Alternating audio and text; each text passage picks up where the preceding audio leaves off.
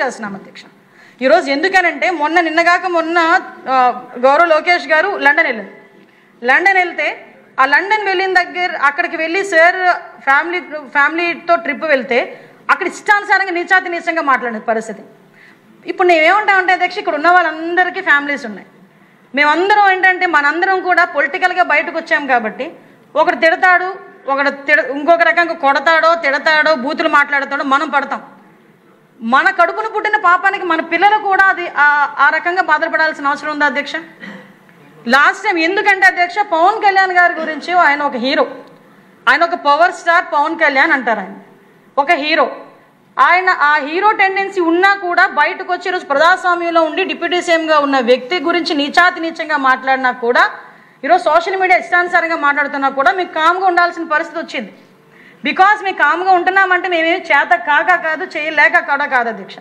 దయచేసి దీని మీద చట్టాలని కూడా కొంచెం సవరించుకోవాల్సిన అవసరం ఉంది. అసెంబ్లీలో కూడా కొన్ని చట్టాలను తీసుకురావాల్సిన అవసరం ఉంది. దాన్ని బేస్ చేసుకునే ప్రత్యేకంగా ఈరోజు మన సబ్ కమిటీ కూడా, మంత్రుల సబ్ కమిటీ కూడా మొన్న క్యాబినెట్ మీటింగ్ రోజు గౌరవ ముఖ్యమంత్రి గారు ఒక సబ్ కమిటీని కూడా వేస్తున్నారు.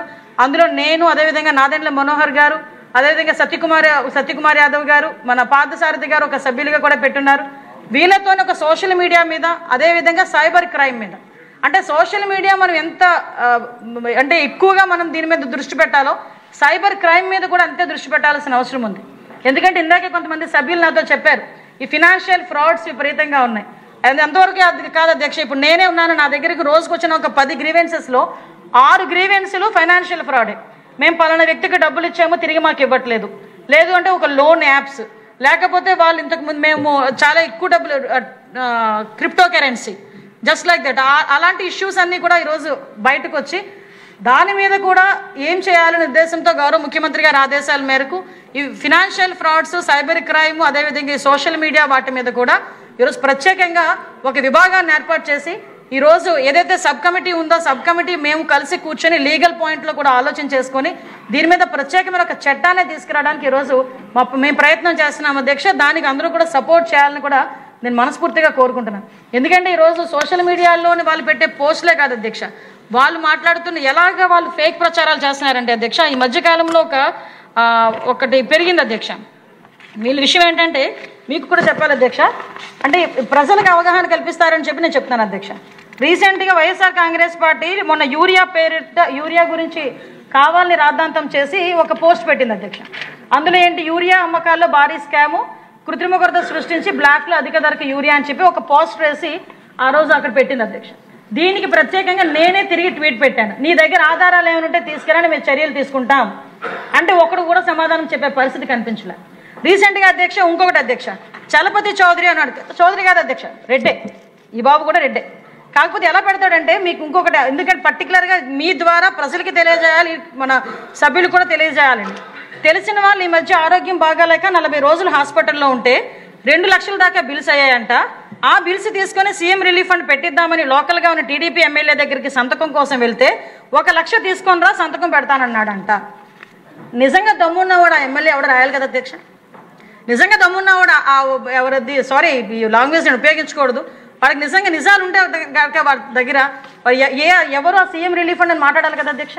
మొన్నటికి మొన్న గౌరవ లోకేష్ గారు వైఎస్ఆర్సీపీ యాక్టివిస్టు, నేను నా కష్టాల్లో ఉన్నాను నన్ను ఆదుకోండి అని ఒక ట్విట్టర్లో పోస్ట్ పెడితే దానికి స్పందించి ఆ రోజు అతనికి సాయం చేసిన పరిస్థితి అధ్యక్ష. అటువంటిది మన ఎమ్మెల్యేస్ ఎలా చేస్తున్నారని ఒక రాంగ్ పర్సెప్షన్ క్రియేట్ చేయడానికి పబ్లిక్లోకి ఇలాంటివి తీసుకెళ్లే పరిస్థితి అధ్యక్ష. ఆ నెరేషన్ కూడా చూడండి అధ్యక్ష. ఇంకోటి ఒక అద్భుతమైన నెరేషన్, మళ్ళీ ఇతనే ఆర్పీ అని ఒక అతను, అంటే ఒక మా మంత్రి గారు కూడా ఉన్నారు, విద్యుత్ శాఖ మంత్రి గారు కూడా ఉన్నారు, మా మంత్రి గారే వినాలి. మంత్రి గారు మీ గురించే రా.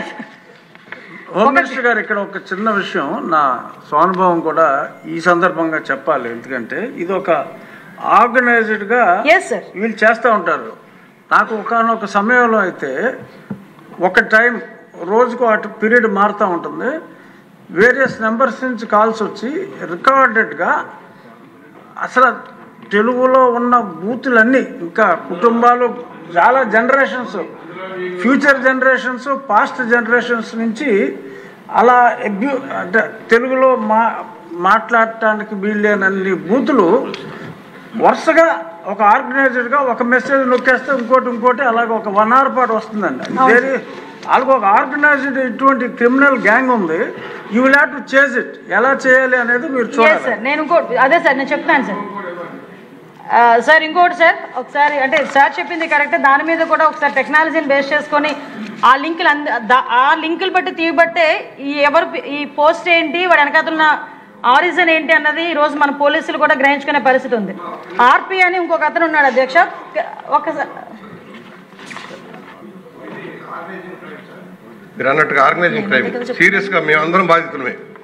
ఒక్కొక్క రోజు ఇక్కడ అసెంబ్లీలో జరిగిన ప్రొసీడింగ్స్ను కూడా రాంగ్ ట్రాక్ పట్టించేసి దుర్మార్గంగా తిట్టి బూతులు తిట్టడం, వయసును కూడా లెక్క లేకుండా వస్తుంది.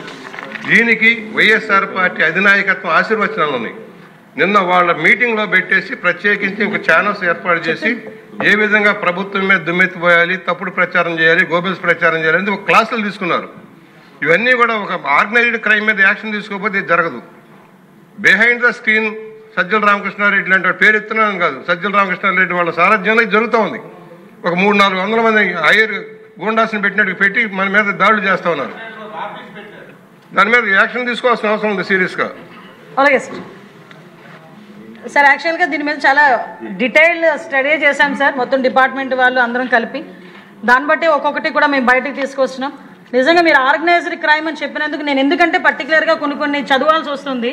చాలామంది ఏమనుకుంటారంటే నిజమేనేమో అనుకుంటారు, కొన్ని సందర్భాల్లో మనమే నిజమేమేమో అనుకునే పరిస్థితి. రీసెంట్గా డీప్ ఫేక్ని బేస్ చేసుకొని గౌరవ ముఖ్యమంత్రి గారు రైతులను ఏదో తిట్టారన్నట్టుగా ఒక వీడియో రిలీజ్ చేశారు. యాక్చువల్గా వీడియోని రిలీజ్ చేశారు. వీడియో రిలీజ్ చేస్తే చాలామంది మీకు పంపించుంటారు, నాకు పంపించినట్టే. సార్ నిజంగా మాట దొరలేరా, సార్ నిజంగా అన్నారా అంటే మనకే ఒక డౌట్ క్రియేట్ చేసేటట్టుగా వాళ్ళు రెడీ చేస్తున్నారు.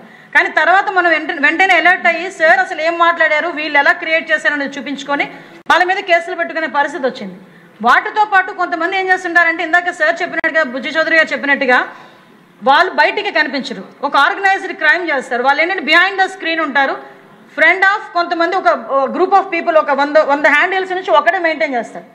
వాడు ఎలా మాట్లాడతాడంటే ఇంకో గంటలో బేబీ డెలివరీ ఉంది, ఆపరేషన్ థియేటర్లో కరెంట్ లేదు, ఉదయం అనగా కరెంటు పోయింది బెజవాడలో, ఇంకా రాలేదు, 9 నెలలు వెయిట్ బేబీకి ఏమన్నా అయితే ఇక నేను చచ్చిపోవాల్సిందే, ప్లీజ్ సార్ కరెంట్ వచ్చేలా చూడండి.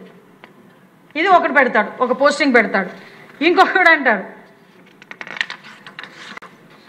ఇంకో 30 నిమిషాల్లో ఇంటర్వ్యూ ఉంది, అది చలపతి చౌదరి. ఇందాక చదివాను కదా ఒక రెడ్డి, ఆ రెడ్డి పెట్టిన పోస్ట్ అనమాట.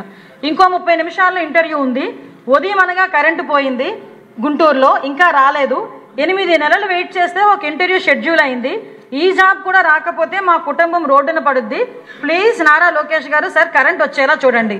ఈ మంచి ప్రభుత్వంలో మాలాంటి యువత పరిస్థితి అంతేనా? మీరు ఇస్తానన్న 20 లక్షల ఉద్యోగాలు ఇవ్వకపోగా కరెంటు కొలతలు ఏంటి సార్ అంటే నేను ఎందుకు చెప్తున్నారంటే నిజంగా ఈ నెరేషన్ చూసి ఒక నిమిషం ఆగి మనం చదువుతాం, అది నిజమేమేనేమో అని మనలాంటి వాళ్ళకి మ్యాక్సిమం పొలిటికల్గా కొంచెం